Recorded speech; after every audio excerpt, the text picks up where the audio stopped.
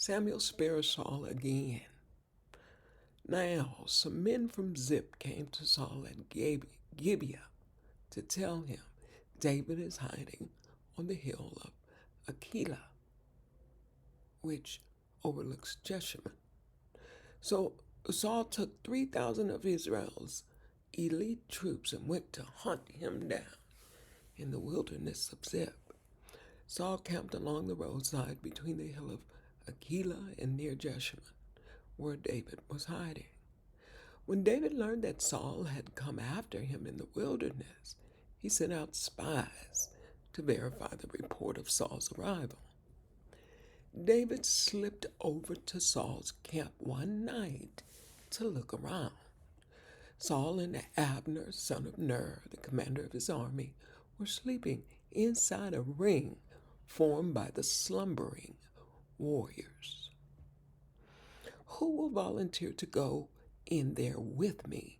David asked Ahimelech the Hittite and Abishai, son of Zeruiah, Joab's brother.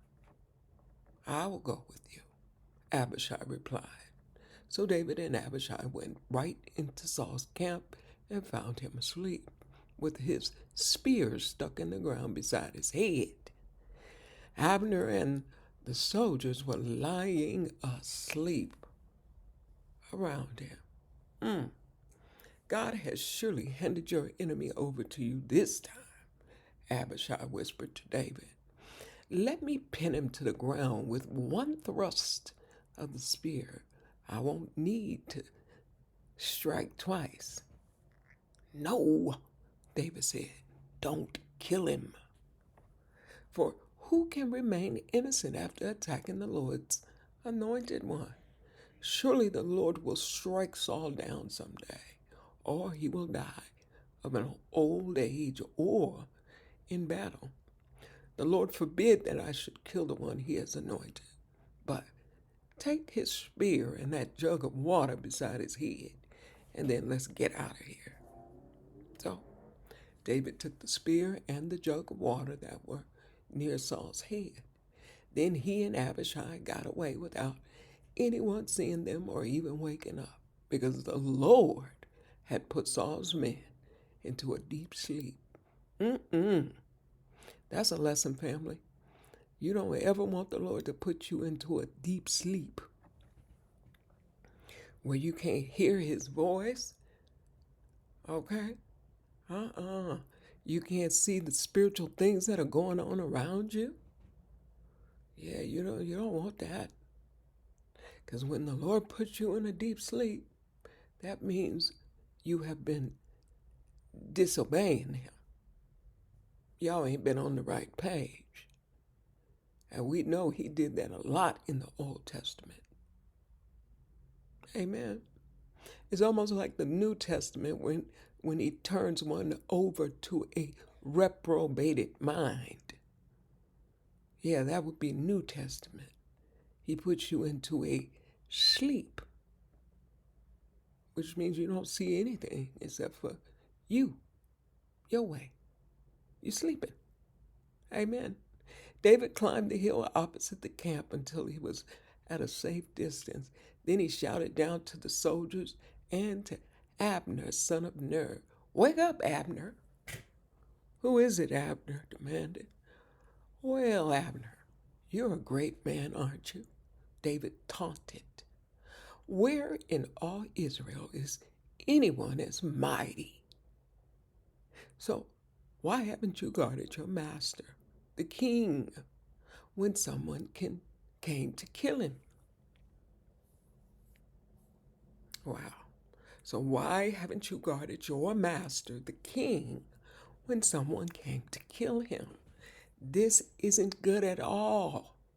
I swear by the Lord that you and your men deserve to die, because you failed to protect your master, the Lord's anointed. Look around. Where are the king's spear and the jug of water that were beside his head? Saul recognized David's voice and called out, "Is that you, my son David?" Side note, family. David Saul was so manipulative, double-minded. He was all of that. But remember, the Lord had removed himself from Saul.